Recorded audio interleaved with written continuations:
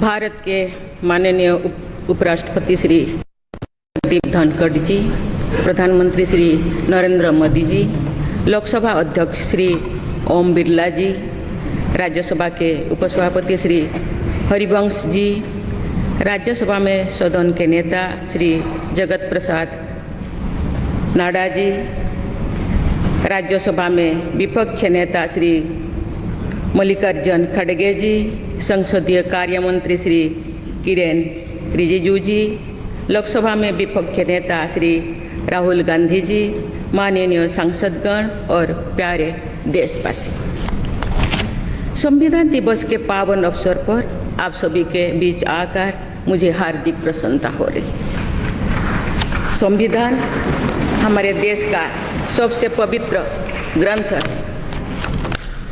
आज हम सब एक ऐतिहासिक अवसर के भागीदार भी बन गए हैं और साक्षी भी।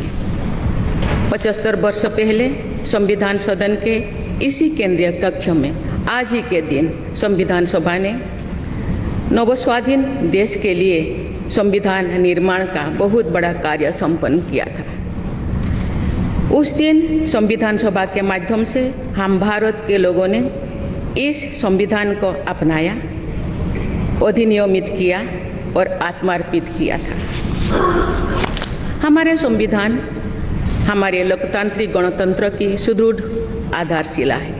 हमारा संविधान हमारे सामूहिक और व्यक्तिगत स्वाभिमान को सुनिश्चित करता है। आज कृतज्ञ राष्ट्र की ओर से मैं संविधान सभा के सदस्यों और कर्मियों को श्रद्धांजलि अर्पित करती हूँ।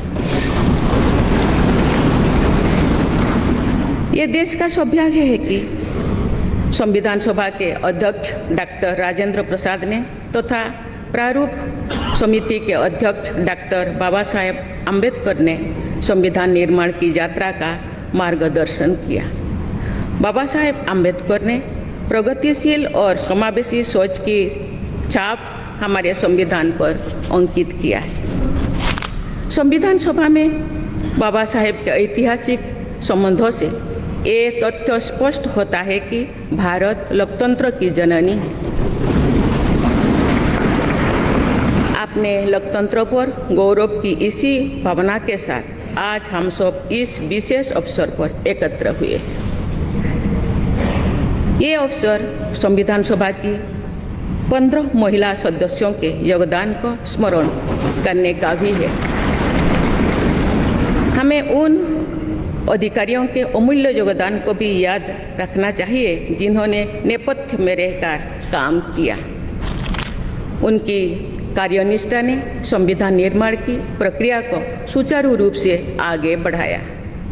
उनमें प्रमुख भूमिका श्री BN राव की थी, जो संविधान सभा के संवैधानिक सलाहकार थे। मैं संविधान सभा के सचिव श्री HBR अंगगर, संयुक्त सचिव श्री SN मुखर्जी और उप सचिव श्री जुगल किशोर खन्ना को भी उल्लेख करना चाहूँगी। माननीय सांसदगण, स्वतंत्रता के 75 वर्ष पूर्ण होने पर मैं सभी देशवासियों ने आज़ादी का अमृत महोत्सव मनाया। आगामी 26 जनवरी को हम अपने गणतंत्र की 75वें वर्षगांठ मनाएंगे। इस तरह के समारोह हमें अब तक की यात्रा का अवलोकन करने और आगे की यात्रा की बेहतर योजना बनाने के अवसर प्रदान करते हैं।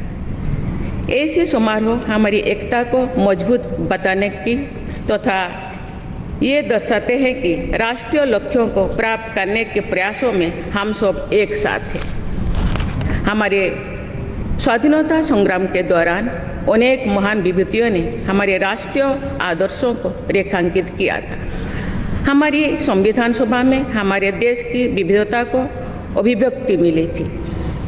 संविधान सभा में सभी प्रांतों और क्षेत्र के प्रतिनिधियों की उपस्थिति से अखिल भारतीय चेतना को शोर मिला था। संविधान सभा के वाद विवाद तथा सदस्यों के संबोधनों में हमें संविधान निर्माण की प्रक्रिया के साथ साथ अपने देश के बारे में गहरी जानकारी प्राप्त होती है।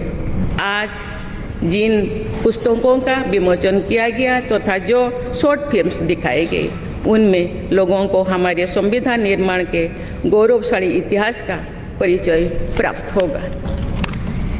एक अर्थ में भारत का संविधान कुछ महानतम मेधावी लोगों द्वारा लगभग 3 वर्षों के विचार विमर्श का परिणाम था, लेकिन सही अर्थ में ये हमारे लंबे स्वाधीनता संग्राम का परिणाम था।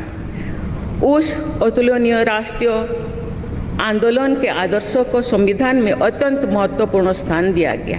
उन आदर्शों को सुस्पष्ट और संक्षिप्त रूप से संविधान की प्रस्तावना में व्यक्त किया गया है। ये आदर्श है न्याय, स्वतंत्रता, समता और बंधुता। ये आदर्श सदियों से भारत को परिभाषित करते हैं। संविधान की प्रस्तावना में उल्लिखित आदर्श एक दूसरे के पूरक है। समग्र रूप से ये सभी आदर्श ऐसा वातावरण उपलब्ध कराते हैं जिसमें हम नागरिक को फूलते फलते समाज में योगदान देने तथा साथी नागरिकों की मदद करने का अवसर मिलता है।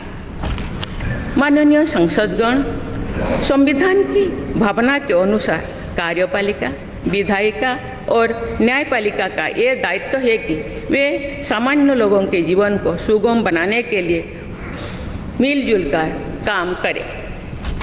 संसद द्वारा पारित किए गए अनेक अधिनियमों से जौन आकांक्षाओं को अभिव्यक्ति मिली है। देश के आर्थिक एकीकरण के लिए स्वतंत्रता के बाद का सबसे बड़ा टैक्स सुधार गुड्स एंड सर्विसेज टैक्स को के रूप में किया गया है। वर्ष 2018 में राष्ट्रीय पिछड़ा बल आयोग को संवैधानिक दर्जा प्रदान किया गया है। वुमेन लेड डेवलपमेंट की सोच को यथार्थ रूप देना सामाजिक न्याय के संवैधानिक आदर्शों को प्राप्त करने के लिए अनिवार्य है। नारी शक्ति बंधन अधिनियम द्वारा हमारे लोकतंत्र में महिला सशक्तिकरण के एक नए युग की शुरुआत की गई है। दंड के स्थान पर न्याय तथा अपराध के स्थान पर सुरक्षा की भावना पर आधारित भारतीय न्याय संहिता, भारतीय नागरिक सुरक्षा संहिता और भारतीय साक्ष्य अधिनियम को पारित करके सांसदों ने आधुनिक सोच को अपनाने का प्रभावशाली परिचय दिया है। ऐसे अनेक अधिनियमों को पारित करने के लिए मैं सभी सांसदों की सराहना करती हूँ। पिछले कुछ वर्षों के दौरान सरकार ने समाज के सभी वर्गों, विशेषकर कमजोर वर्गों के लोगों के विकास के लिए अनेक कदम उठाए हैं। ऐसे निर्णयों से लोगों का जीवन बेहतर हुआ है तथा उन्हें प्रगति के नए अवसर मिल रहे हैं। गरीब लोगों का अपना पक्का घर मिल रहा है, बिजली, पानी, सड़क की सुविधा मिल रही है, खाद्य सुरक्षा और चिकित्सा सेवाएं मिल रही है।